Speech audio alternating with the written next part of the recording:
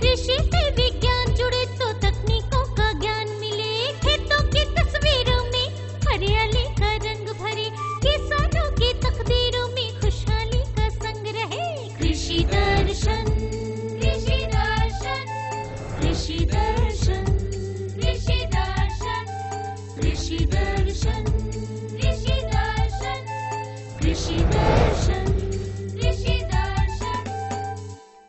किसान भाइयों जोहर, कार्यक्रम कृषि दर्शन में आप सबों का बहुत बहुत स्वागत है। आज खासकर हमारा यह कार्यक्रम उन किसान भाइयों के लिए है जो रेशम कीट का पालन करते हैं, लेकिन उससे पहले हम आपको दिखाते हैं कृषि समाचार।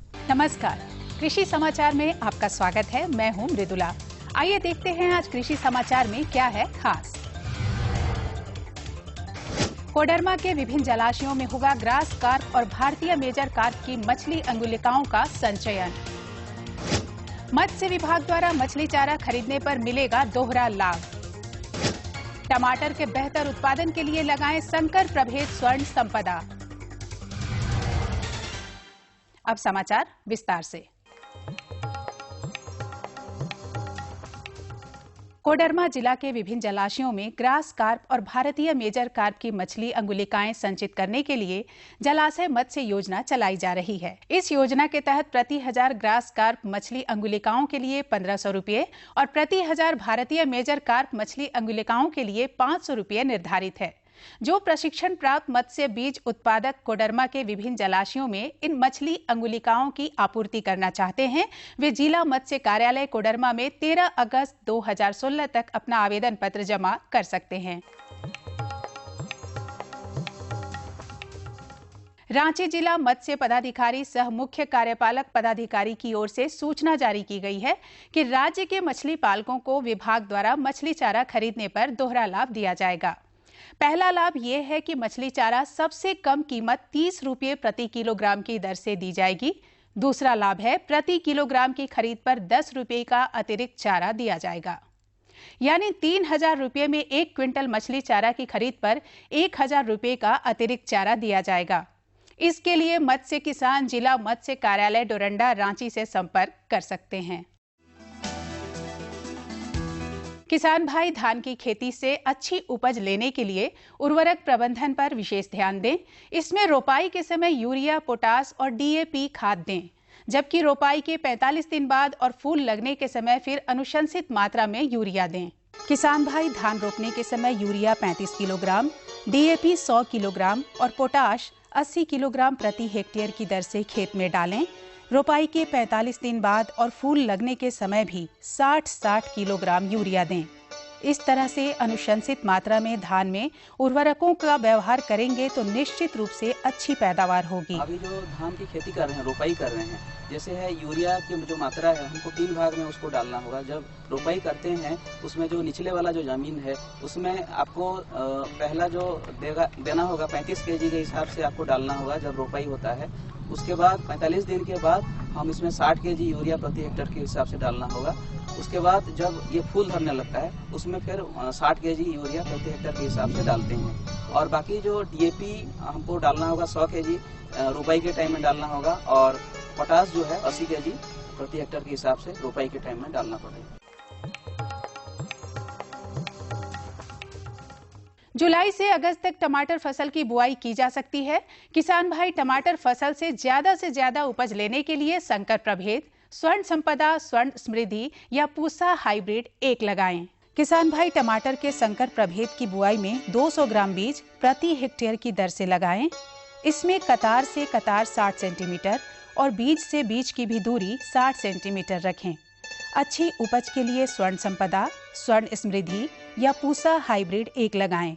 इनकी उत्पादन क्षमता 500 क्विंटल प्रति हेक्टेयर है।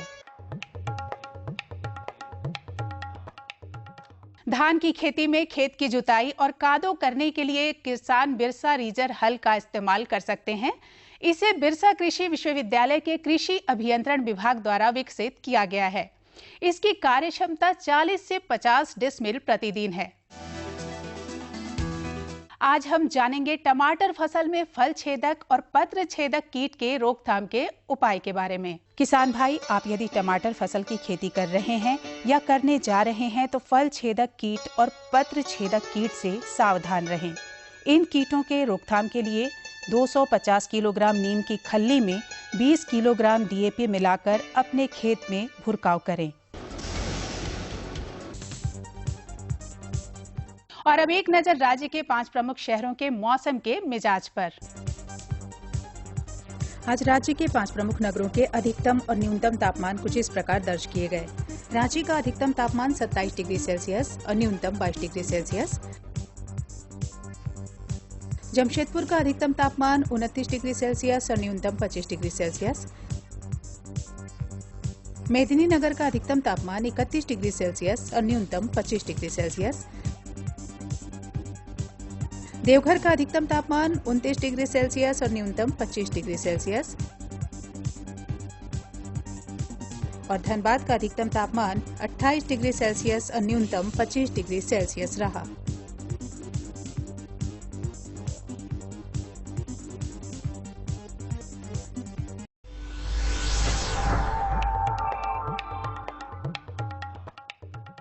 और अब मंडी भाव में आइए नजर डालते हैं अनाजों के भाव पर।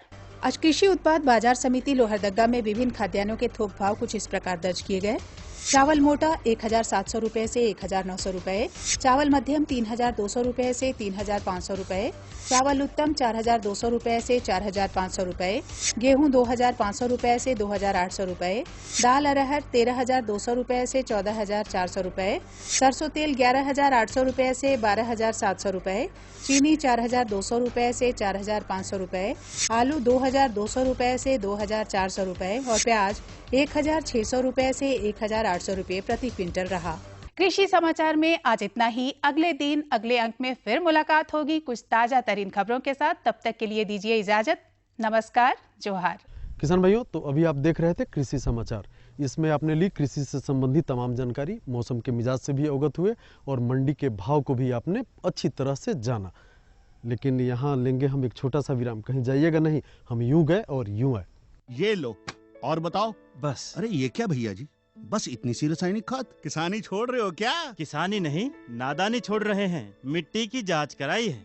अब तो लालाजी जितनी जरूरत है उतने ही उर्वरक खेत में डालेंगे। हाँ किसान भाई, आज ही अपने जिले की नजदीकी भूमि परीक्षण प्रयोगशाला में मिट्टी की जांच जरूर करवाएं और मिट्टी में पोषक तत्व, नमी व पौधे के विकास को देखते हुए केवल जरूरत के अनुसार ही पोषक तत्व डालें। और हाँ, मिट्टी में गंधक, जस्ता, बोरोन जैसे सूक्ष्म पोषक तत्वों का पता लगाना भी न भूलें। उर्वरक और जैविक खाद के सही उपयोग से भूमि का उपजाऊपन बनाए रखें, उत्पादकता बढ़ाएं, खर्चा घटाएं और बहुमूल्य विदेशी मुद्रा बचाने में भी सहयोग दें। और हाँ, धीमी गति से नाइट्रोजन उपलब्ध कराने वाले उर्वरकों जैसे नीम लेपित यूरिया को प्राथमिकता दें और यूरिया का पत्तों पर छिड़काव करें। अरे वाह, तू तो सचमुच समझदार हो गया रे। अधिक जानकारी के लिए संपर्क करें जिला कृषि अधिकारी या किसान कॉल सेंटर।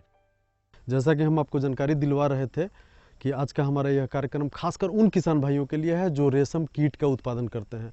किसान भाइयों, हम देखते हैं कि हमारे किसान भाई एक साल कड़ी मेहनत करते हैं, लेकिन सही तसर कोषों का भंडारण नहीं हो पाने के कारण उनको नुकसान हो जाता है।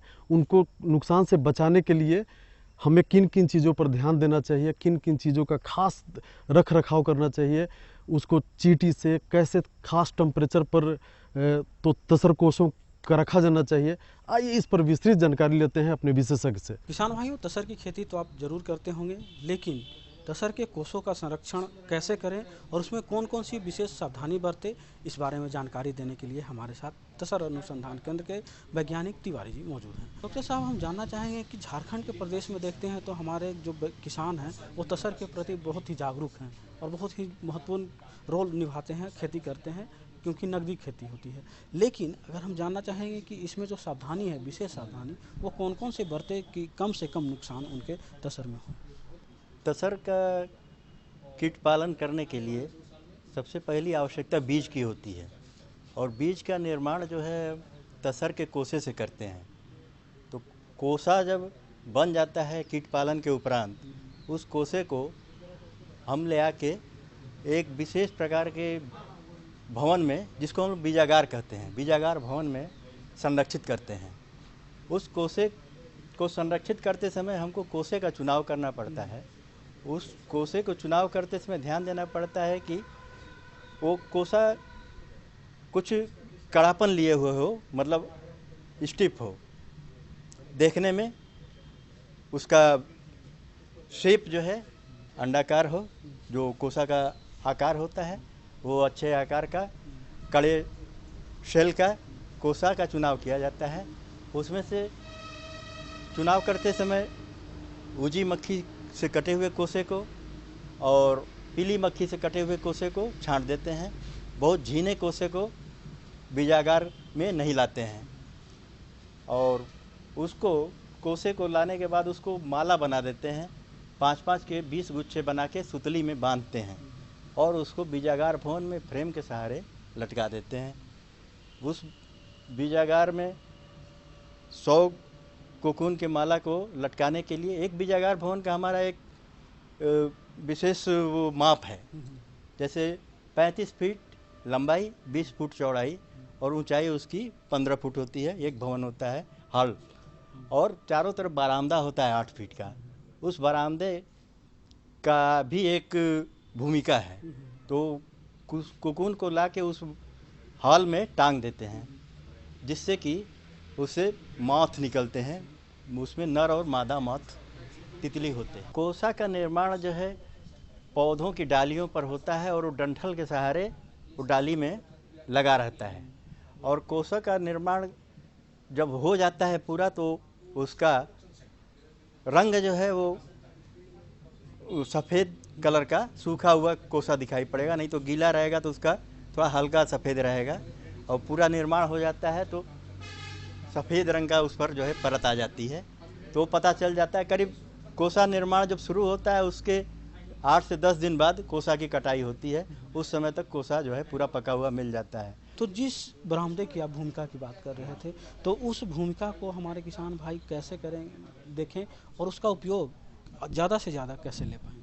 उस बरामदे का उपयोग गर्मी के दिनों में कोसे के कमरे में धूप का प्रकोप कम होने के लिए, वो जो हमारा 2 फसल होता है, 2 बार हम कोसा को लेते हैं, 2 या 3 बार, एक द्विपज होता है एक त्रिपज होता है।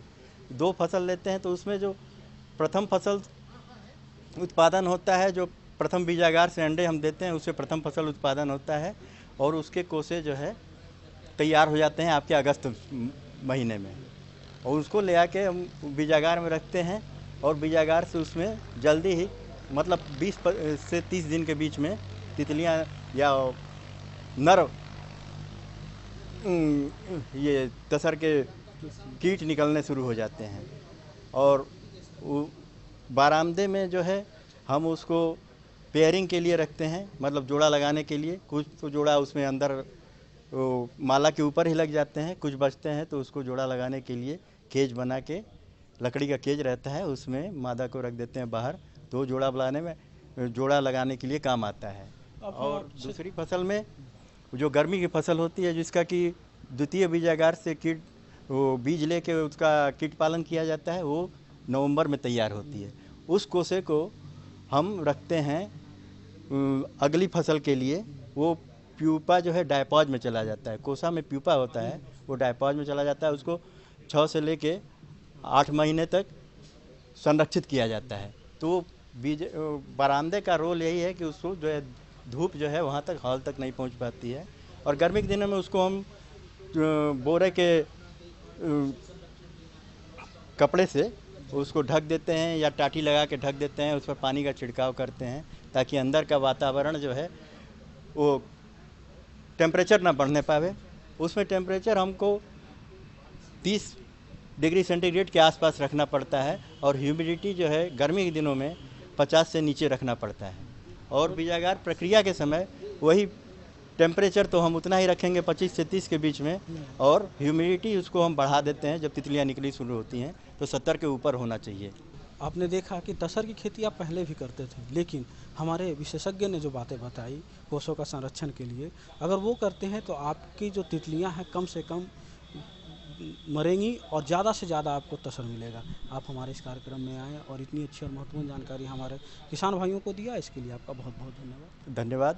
तो किसान भाइयों, कैसी लगी हमारी यह जानकारी? हम उम्मीद करते हैं कि यह जानकारी आपको बहुत लाभ देने वाला है और ठीक विशेषज्ञ जैसे बताए हैं आप वैसा ही करेंगे। कार्यक्रम में एक छोटा सा वक्त हो चला है विराम का, कहीं जाइएगा नहीं, हम फिर यूं गए और अगली जानकारी के साथ यूं आए।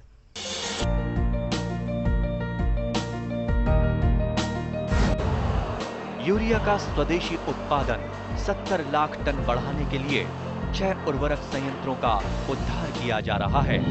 FCIL के गोरखपुर, सिंदरी, तलचर और रामागुंडम संयंत्र, HFCL की बरौनी इकाई और BVFCL की नामरू फोर्थ। सोने पर सुहागा ये है कि देश में अब बनेगा सिर्फ नीम लेपित यूरिया, क्योंकि इससे होगा किसानों का फायदा ही फायदा।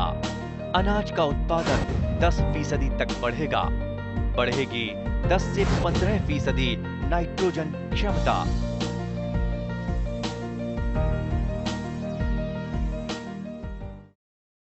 आज हम आपको जानकारी दिलवाने जा रहे हैं कि आखिर सॉइल हेल्थ कार्ड है क्या और हमारे किसान भाइयों के लिए क्यों महत्वपूर्ण है। आप तो जानते हैं कि यह प्रधानमंत्री की महत्वाकांक्षी योजना है, तो आइए इसके बारे में जानते हैं कि क्यों महत्वपूर्ण है और इससे हमारे किसान भाइयों को किस तरह का लाभ हो रहा है। आइए विशेषज्ञ से जानते हैं।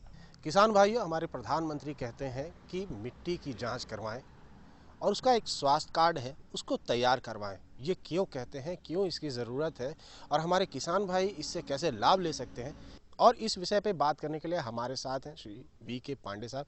सर, आपसे जानना चाहेंगे, हमारे प्रधानमंत्री जोर दे रहे हैं कि जिस तरह से हमारा अपना स्वास्थ्य कार्ड है, मिट्टी का भी स्वास्थ्य कार्ड हर किसान के पास हो जो उसका मालिक है, तो इस सोच से आप कितना सहमत हैं और किसानों को इससे क्या लाभ हो सकता है? ये सोच हमारे माननीय प्रधानमंत्री जी की जो सोच है, ये देश के ऐसे पहले प्रधानमंत्री हैं जिनकी ये सोच है और ये बहुत बड़ी सोच है। जैसे कि हर इंसान के पास, अमीर हो या गरीब हो, उसके पास अपना स्वास्थ्य का कार्ड रहता है, हेल्थ कार्ड रहता है, उसी तरह से जो है किसानों को भी अपने हर खेत का स्वास्थ्य कार्ड होना ज़रूरी है।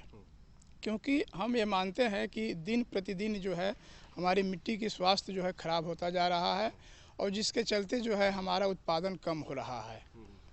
हम आपको बताएं 2010 और 11 के आंकड़े के हिसाब से हमारे पास जो है 244.78 मिलियन टन जो है अनाज का उत्पादन हुआ था और 2025 तक जो है करीब 315 मिलियन टन अनाज की आवश्यकता पड़ेगी।